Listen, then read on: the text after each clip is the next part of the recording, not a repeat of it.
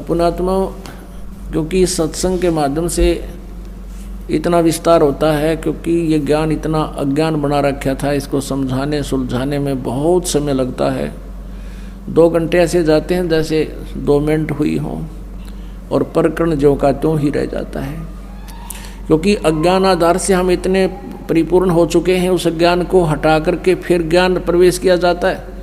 जैसे पहले किसी ने गलत पेंट कर रखा है नकली, उसको उतारने के लिए रेगमार लगाना पड़ता है, वह मेहनत एक्स्ट्रा और होगी, और उसके बाद फिर पेंट किया जाता है। अगर उस पहले वाले पेंट को अच्छी तरह नहीं उतारा जाए तो फिर ओरिजिनल पेंट उस पर रुका नहीं। इसलिए ये उदाहरण, ये ज्ञान बार बार रह रहकर बताया जाता है, तब ये हमारा परमात्मा ज्ञान आपके ऊपर ठहरेगा।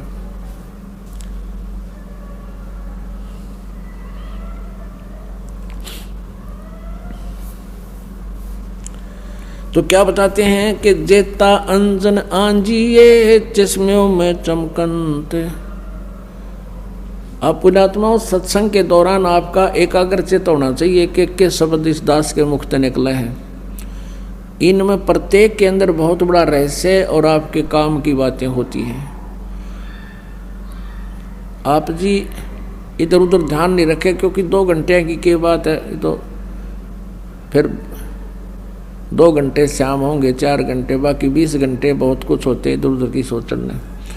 तो अब जैसे ये कई बार बताते हैं, कई भक्तों को शंकाएं भी रह जाती हैं, प्रत्येक को इंडिविजुअली नहीं बताया जा सकता, ना समाधान किया जा सकता। सत्संग इसलिए किया जाता है सामूहिक तौर पर, आपको कुछ ऐसे गूढ़ रहस्य भी साथ में बताए जाते हैं जो आपको आवश्यक है। अब इसमें क्या शब्द आया है कि जेता अंजन आंजिए, वो चश्मों में दिखनते। अंजन माने माया। जितना भी अंजन यानी भक्ति रूपी जो शक्ति तो ग्रहण करेगा, भक्ति धन, भक्ति माया, वो तेरी आँखों में चमकेंगी। आपकी आँखों के सामने जैसे हमने ये अंधेरे में भी दिखती हैं, और ऐसे बहुत से कुछ ऐसे अलग सी वस्तु दिखती है जो आप जी को भी दिख रही है। जिन्होंने नाम ले लिया 2-4 महीने, 6 महीने, साल, 2 साल हो गए जिनको, उनको ये प्रकट होना शुरू हो जाती है। आँखों के सामने थोड़ी सी दूरी पर ऐसे तार से नजर आएंगे, बहुत ज़्यादा और भी काफ़ी क्रियाएं अपने आप दृष्टिगोचर रहती। वो क्या है, हमारी जितनी भक्ति अंदर, हमारी भक्ति बढ़गी, उसका लेवल है, उसका प्रतीक है कि आपकी भक्ति इतनी हो चुकी है। और एक भक्त, कई बार कुछ भक्त ऐसे मिले, वो कहने लगे जी मेरी आंखें खराब होगी, आँखें के आगे काला काला दिखे, तार से दिखे, और डॉक्टर को भी दिखा, डॉक्टर बोला ऑपरेशन करा ले। मैंने कहा भाई ये तार जो है, ये जो भी तुझे दिखाई दे रहा बेटा, ये तेरी भक्ति का प्रतीक है, और ये हमें भी दिखाई देते हैं। ये ना दिखे फिर भक्ति है नहीं तुम्हारी। ये देखने से नहीं अपने आप दिखेंगी, ऐसे आप ध्यान से देखोगे। आपको कई बार ऐसा लगा जैसे कोई मक्खी आ गई, खाना खाते समय भी ऐसे लग रहा है मक्खी या मच्छर आ गया, लेकिन वो हमारे परमात्मा अंदर से जो भक्ति का आगे प्रतीक, वो रिफ्लेक्शन बाहर आ रहा है। और ये सूक्ष्म शरीर ऐसा ही होता है, और ये भक्ति का प्रतीक भी उस नूर से ही हमारा ये लेवल बता रहा है। तो इस प्रकार चिंतित नहीं होना। बहुत से ऐसे भक्त हैं, एक कहने लगा जी मैं तो घर से बाहर नहीं निकलूँ, देखूँ जब मैंने दिखन लग जाए, मैंने डर गया कदे भूत हो। पुण्यात्माओं, पहले इस दास को बचपन से ही ये थोड़ा सा दिखाई देता था, ये पूर्व जन्म की जो कोई संस्कार डिपॉजिट रह रहा था ना, तो खोजिए पता नहीं कहाँ कहाँ देवता बन कर, राजा बन कर, और वो थोड़ा सा दिखाई देता था। ज़्यादा से ज़्यादा 1 इंच की लंबाई होगी, एक ही था वो, यानी इतनी ही शेष कमाई बची थी इस कलयुग में। वो पूर्व जन्म की डिपॉजिट भक्ति की पुण्य कमाई थी। और ये दास ये सोचा करता मेरी आंखें कुछ कमज़ोर हैं, इसलिए ये कुछ दृष्टि दोष है। जब उपदेश लिया, नाम लिया, 5-6 महीने के बाद देखा तो ये तो और गुना बढ़ गया। 1 साल के बाद तो विघ्न हो गया, और ज़्यादा बढ़ गया। मैंने सोचा बड़ी बात दिक्कत आई, तो गुरुजी उसमें वृद्ध बहुत थे, 104-5 वर्ष की आयु हो चुकी थी हमारे पूज्य गुरुदेव जी की। उनसे ज़्यादा समाधान नहीं करा पाया करते, क्योंकि और भी बहुत भगत थे। हमारा नंबर भी देर से आता था, कभी आता कभी नहीं आता था। तो एक दिन दाव लग गया और दास ने यही प्रकरण उनसे कहा कि गुरुदेव ऐसे ऐसे, पहले तो ये छोटा सा था, अब ये बहुत बढ़ गया, लगता आंखें और वीक हो जाएंगी। तब वो हंसे, कहने लगे बेटा ये तो तेरी भक्ति बढ़ गई, और यही तो प्रतीक है। आज तक मेरे को किसी ने नहीं बताया कि मेरे साथ ऐसा है जो आज आपने आकर बताई है। इसे से दई भक्ति ना करते बाकी के। और ऐसा ही था उनके पास, कोई माया मांगना होता, कोई बेटे मांगना आया करता, कोई कार कोई ठी, और वहाँ भी नाम ले लेते और फिर माता ही घंटी बजाते, विष्णु देवी पर भी जाते वो सारे है थारा। ये समझ में आई तो कर्म बिगाड़ रहे थे, ठीक है ना, उन्हें कुछ दिखा था और क्या दिखना था। आप जैसे पहले तो सतयुग त्रेता द्वापर में परमात्मा ने अधिक प्रयत्न इसलिए नहीं किया क्योंकि सभी सुखी थे, सभी की समाधियां लगा करती थी, स्वस्थ शरीर थे, क्योंकि पुण्य जब तक चलते हैं प्राणी के तब तक ये यहाँ का नकली सुख महसूस करता रहता है। और जिसको बताना चाहते थे वो सुनना नहीं चाहते थे। सभी कहते थे हमें मौज हो रही है, हमें किसी और भगवान की आवश्यकता नहीं, हमारे तो कृष्ण जी ने या विष्णु जी ने हमारी मौज कर रखी है। अब कलयुग में परमात्मा ने पता था कि कलयुग में इनकी सारा जाड़ा आ लेगा, इनकी सब पुण्य कमाई नष्ट हो जाएंगी और पहले की कमाई इनकी होगी नहीं। और जिन भगवानों को ये मोक्षदायक मानकर इनसे सुख राहत प्राप्ति के लिए पूजाएं भी कर लेंगे, उनसे राहत मिला नहीं, क्योंकि वो दे ही नहीं सकते, वो आपके भाग्य में परिवर्तन नहीं कर सकते। तब परमात्मा ने कहा था कलयुग में फिर मैं पहचान में आ जाऊंगा इनके, क्योंकि इनके पिछले पुण्य होंगे नहीं, 92 सबकी हो जाएगी। आज कोई परिवार खाली नहीं जिसमें कष्ट ना हो, और 1% को शेष बचा हुआ है, उस पर ना जाने कल के बिजली गिर जाए। तो इस परमात्मा की शरण में आने से आपके कष्ट भी दूर होंगे, गारंटीड होंगे। ये सत्कर्म मान लेना पुण्यात्मा हो। दास का कोई उद्देश्य नहीं, कोई खानदानी पैसा नहीं कि हमारा दादे परदादे भी ये काम करा करते, हमने कोई रोजी रोटी ना मिल रही थी। दास सर्विस करता था, जेई की सर्विस थी, 2 टाइम पर टूक ठीक मिल रहे थे, लेकिन आदेश हो गया परमेश्वर का, गुरुदेव का, कि तू ये काम सेवा कर, मजदूरी कर मेरी। दास उसका मजदूर बनकर उनकी प्यारी आत्माओं को संदेश भेज रहा है उनके आदेश अनुसार। तो ये सत्कर्म मान लेना। तो इस दास ने इस मालिक को चुना है। नहीं, दास तो पहले कृष्ण पुजारी था, विष्णु पुजारी था, हनुमान पुजारी था, शंकर भगवान का पुजारी था, लेकिन हम उनका अनादर नहीं। ये नहीं सोचो कि हम ब्रह्मा विष्णु महेश को बिल्कुल हे समझते हैं, नहीं। जैसे गीता जी अध्याय नंबर 2 के श्लोक नंबर 46 में कहा कि जब बहुत बड़े जलाशय की प्राप्ति के उपरांत छोटे जलाशय में जैसी आस्था रह जाती है, अर्जुन जब तुझे परमात्मा के गुणों से तो परिचित हो जाएगा, फिर अन्य देवताओं में, अन्य ज्ञान में तेरी इतनी श्रद्धा रह जाएगी। जैसे पहले क्या था कि सारी व्यवस्था मनुष्य की जल के ऊपर जो तालाबों पर आधारित थे, सिंचाई भी उसी से करते थे, पशुपालन भी उसी से करते थे, और स्वयं भी जलपान उसी से करते थे, तालाबों से।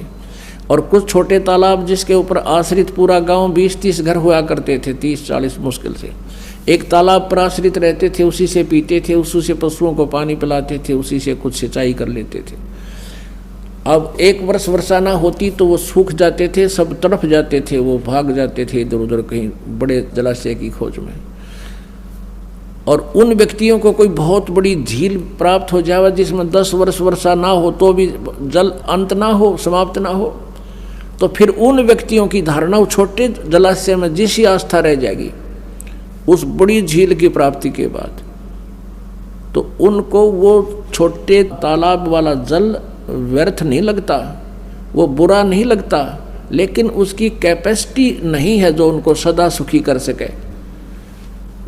वो स्वयं नाशवान है। वर्षा होगी तो वो परिपूर्ण हो जाएगा, 1 साल गुजारा हो जाएगा। 1 वर्ष वर्षा ना हुई तो आश्रित भी मरेंगे, वो तो सूखे गया। और उस झील के ऊपर जल वही है, वर्षा का ही जल है, शुद्ध जल है वो, लेकिन उसकी कैपेसिटी पूरी नहीं है, बहुत कम क्षमता का है। ऐसे ही ब्रह्मा विष्णु महेश के जो पावर है या बुरी नहीं है, और परमात्मा की पावर क्या है, ये तो दरिया है, दरिया गंगा दरिया जैसा समझो, जिसका जल कभी अंत ना हो, नहा भी ले, धो भी ले, नहर भी निकाल ले, सिंचाई भी कर ले, फिर भी खत्म ना हो। तो इस प्रकार हमने इस परमात्मा पर जब आपकी आस्था हो जाएगी, इसका ज्ञान हो जाएगा, फिर ब्रह्मा विष्णु महेश में हमारी फिर वो बुरे नहीं लगते, लेकिन उनकी अक्षमता का पता लग गया हमने। और जिसने 10 वर्षा ना हो रहा ऐसा झील मिल जाए, फिर कौन झांकण जाएगा उसके ऊपर। अंडरस्टूड है कि जो कार्य ब्रह्मा विष्णु महेश जी नहीं कर सकते, और कर सकते थे तो कितना कर सकते थे, और वो हमें उससे सारा ही मिल रहा है, तो वहाँ कौन जाओगा, फिर वहीं बस जाएंगे उसके पास जा करके। तो ऐसा परमात्मा हमें बताना चाहते हैं। तो कहने का भाव ये है कि वो इस प्रकार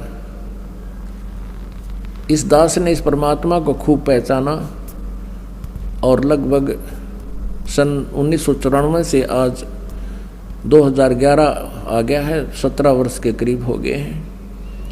और जो सुख और जो स्थिति पे परिवर्तन इन पुण्यात्माओं में किया है, जो दास देख रहा है कि जिनके पास साइकिल नहीं थी, 2-2 कार चले उनके, अब ये तो वैसे ही, ये तो आपको यहाँ की सुविधा तो ऑटोमेटिकली मिलेंगी इस भगवान की भक्ति से। जिनको तुम भटक रहे थे, इससे को ऊपर सारा डिवोट हो रहे थे, माया कमाने के लिए हुकंड करो, कुछ भी हो जाए वो ये करने न तैयार थे, ये तो आपको इस भक्ति से मालिक आप व्यवस्था करेगा, किसी तरह भी करे, और 1 नंबर का धन देगा आपको।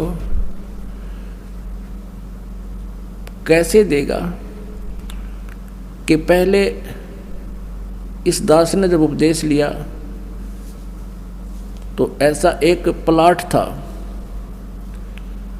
वो प्लाट लिया 4000 रुपये का, और 2 साल के अंदर अंदर ही 1.5 वर्ष के बाद उसके आसपास से बाईपास निकल गया।